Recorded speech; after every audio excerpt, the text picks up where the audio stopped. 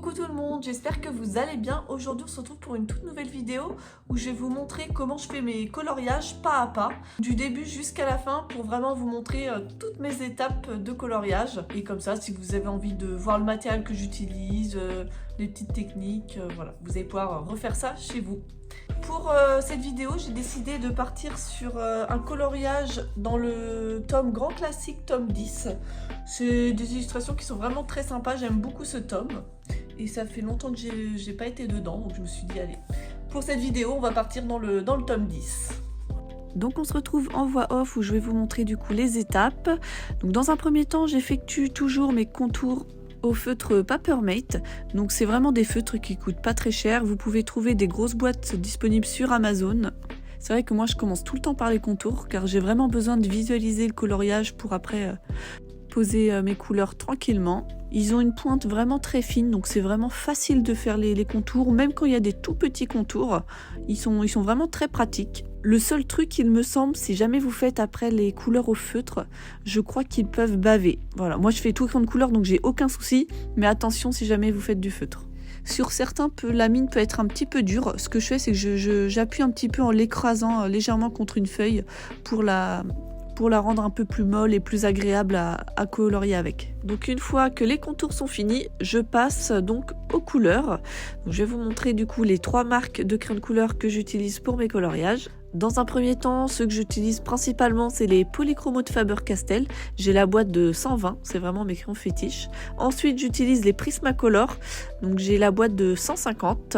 Donc, pareil, vraiment des crayons top. Et enfin, j'ai les Chromaflow de Derwent. Ceux-là, je les utilise un peu moins, mais franchement, ils sont bien également. C'est en entre-deux entre les Poly et les Prisma niveau texture. Ensuite, quand j'applique mes couleurs, généralement, je suis tout simplement l'ordre des numéros qui est en bas de page. Je me prends pas la tête, je suis juste les numéros.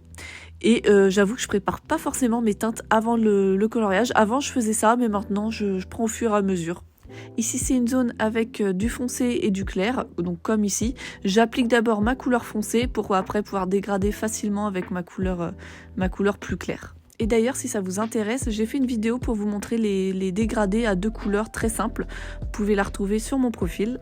C'est vraiment une technique que j'utilise quasiment tout le temps maintenant. Ça permet de dégrader, de flouter entre le clair et le foncé, j'aime bien. Ça rend le colo un petit peu plus naturel. Voilà, donc je finis de poser mes couleurs. Donc là c'est un polychromo, je viens faire du couche par couche pour venir finir de dégrader tout ça.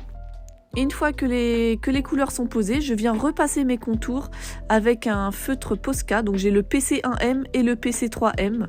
J'utilise principalement le PC1M car c'est vraiment une mine qui est assez fine, donc on peut vraiment tout faire. Et les grosses zones, je vais les faire au PC3M, parce que c'est vraiment une mine un peu plus grosse. Donc je repasse toujours mes contours après chaque colo, car comme vous pouvez le voir, les colos sont un petit peu salis par les crayons de couleur, ce qui est normal. Et moi j'aime bien avoir un rendu bien net, donc j'avoue, tous mes colos, je les repasse à la fin avec le Posca. Et une fois que du coup que j'ai repassé tous mes contours, généralement j'aime bien mettre des petites notes de Posca. Donc j'utilise le Posca blanc PC1M, c'est une mine très fine. Et voilà, généralement j'aime bien mettre des petites touches, ça donne un petit peu de peps au coloriage, ça fait un petit truc en plus, j'adore. Bon, j'avoue des fois j'en abuse un peu, j'ai du mal à me contrôler. Mais bon, si j'en mets pas, j'ai l'impression que mon coloriage est pas fini, que ça me fait bizarre. Et une fois que tout est fait, je viens du coup mettre mes codes couleurs dans mes petits carnets. C'est vraiment un rituel parce que je vous partage tous mes codes couleurs sur mon drive. Je vous mettrai d'ailleurs le lien de mon drive en description ainsi que tout le matériel que j'utilise. Dans chaque carnet, il y a à peu près 3 tomes. Donc je viens mettre le numéro du coloriage ainsi que le tome. Et ensuite, je viens du coup annoter tous les crayons que j'ai utilisés pour ce coloriage. C'est vraiment quelque chose que je fais tout le temps car même pour moi, ça peut me resservir pour d'autres coloriages, pour des codes qui m'ont plu. Mais c'est vrai que certains d'entre vous possèdent également les gammes de crayons de couleur que j'ai. Donc c'est vrai que ça peut servir à certains. Donc c'est pour ça que je partage vraiment tous mes codes couleurs désormais. Malheureusement, je n'ai pas tous les codes couleurs de mes coloriages car ça fait pas non plus hyper longtemps que j'écris mes codes. Donc si vous ne voyez pas un coloriage dans mon drive, ça veut dire que soit je ne l'ai pas encore fait, soit malheureusement je n'avais pas noté le code à l'époque. Ensuite je viens tout stabiloter, donc les polychromos c'est en rose, les chromaflow en bleu et les Prismacolor en vert. Ça permet de mieux visualiser la feuille, ça a un rendu un petit peu plus clair. Et voilà, donc le coloriage est terminé. J'ai eu la main légère je trouve sur le Posca, j'ai été plutôt raisonnable pour une fois. Et voilà le rendu final donc du coloriage. Donc surtout n'hésitez pas à me dire en commentaire si vous avez bien compris toutes les étapes. En tout cas si vous avez des questions, n'hésitez pas à me les poser, j'y répondrai avec plaisir. J'espère en tout cas que cette vidéo vous a plu. Si jamais vous voulez d'autres vidéos où je vous fais mes coloriages étape par étape, dites-le moi en commentaire.